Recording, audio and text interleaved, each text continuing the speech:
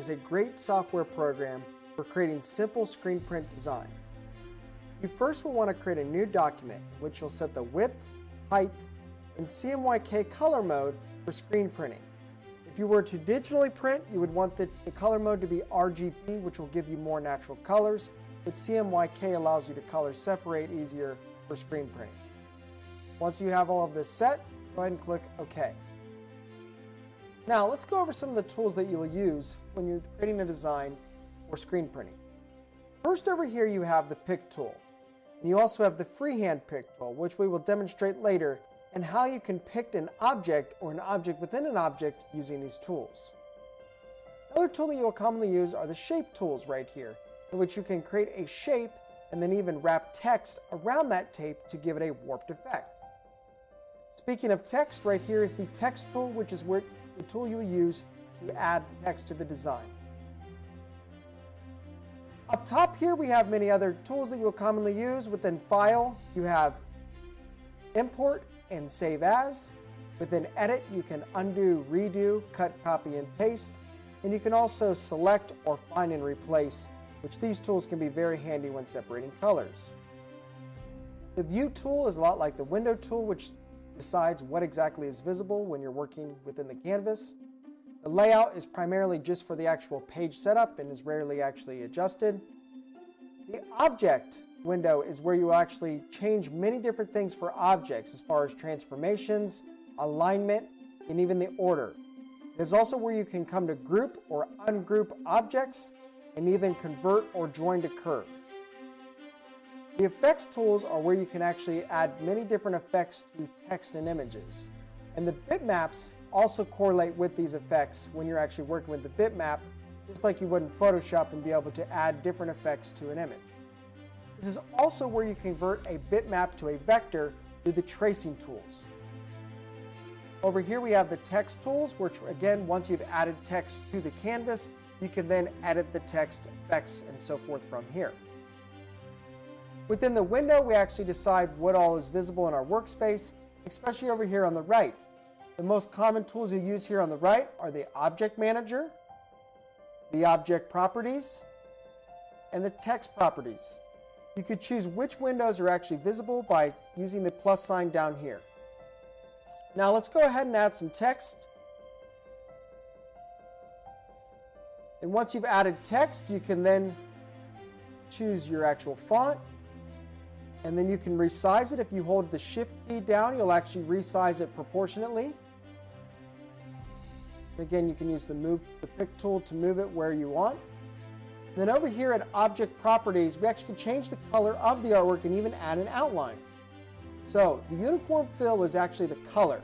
And again, we have our many different color modes, but primarily we want to work in CMYK when we're creating a screen print design. And we want one of these to be 100%. So in this case, let's go and change it from black to magenta. Now, if we want to give this text an outline, we'll come down to here, and we'll actually come to More, and enter a CMYK value like before, and click OK. Now, we can choose the thickness of the outline by coming here and choosing a different point. And as you can see, we have a nice little outline for our text. Now, manipulating the text to actually warp or arch or any of those things is a bit harder in CorelDraw compared to Adobe Illustrator or Photoshop. What we have to do is we have to create a shape or an object to then warp the text around. So we're going to add this circle, then we're going to come to our text, and we're going to come to Text Fit to Path. And what we're going to do is we're going to fit this text around this circle, and essentially there it is, warped. Now, we're going to come back over here to our freehand pick tool, and from here we're actually going to select the circle and not the text so we can delete just the circle. There we go. Let's go ahead and come back to the pick tool, and we'll move the text where we want it. To add Clipart to the canvas, we can either come over to File, Import, or we can simply drag the artwork to the canvas. Now, this Clipart is actually a bitmap image, meaning it is made of pixels that create the design. As you can see, we essentially have little dots that create this artwork. What we want to do is we want to convert this artwork to a vector, so we could then stretch it or essentially enlarge it without losing any image quality and easily be able to color separate the artwork. When we screen print, each color within the design has to have its own screen, which means we have to color separate each color within the artwork. And when you work with pixels and essentially bitmap images, it is much more difficult compared to using a vector, which uses lines and curves to trap colors. So from here, to actually trace this bitmap image, we can come over to Trace Bitmap, or we can come over to Bitmaps, and then actually come to Quick Trace, Center Trace, or most of the time we want to come to Outline Trace and Clipart.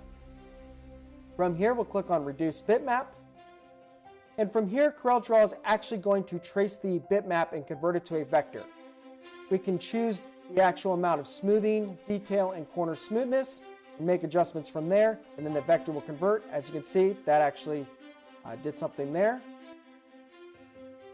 And actually, you can zoom in and see how this is actually, again, still using pixels here, and now we're using lines and curves, and it's a much smoother image. Once we're happy with the actual look of this, we can click on OK. And essentially, again, we've created a vector image instead of just a bitmap. If we drag the vector away, we actually can see our original image, this bitmap. And if we zoom in, again, you can see nice lines and curves and using pixels. So what we'll want to do is we'll get rid of our bitmap image and move this vector over here. Now, when it comes to objects, what you're going to want to do is you're going to want to right-click on your image, and you're going to want to ungroup the object. By ungrouping the object, essentially we are creating paths, essentially smaller objects within this object of artwork. What you can do is you can come up to your Object Manager, and you'll notice a bunch of different lines and curves that are making up this image. So let's just select this arm right here, and as you can see, it's an object, which we can then move, we can delete, and we can even change its color. By coming over to our object properties, we can actually see that the color that is being used here, and again, just like before, we could change to a CMYK value, and we can actually make this a different color. So in this case, let's go ahead and make it 100% yellow. Now, we can also manipulate the actual clip art by double-clicking on it, and you'll see these anchor points, or essentially nodes, which you then can stretch, which will change the artwork. Again, once the artwork is converted to a vector image, it is easy to manipulate each aspect of the object within here. As you can see, CorelDraw is a fairly easy-to-use software program for creating a simple screen print design. If you have any questions on how to use CorelDraw, please do not hesitate contacting us. Thank you.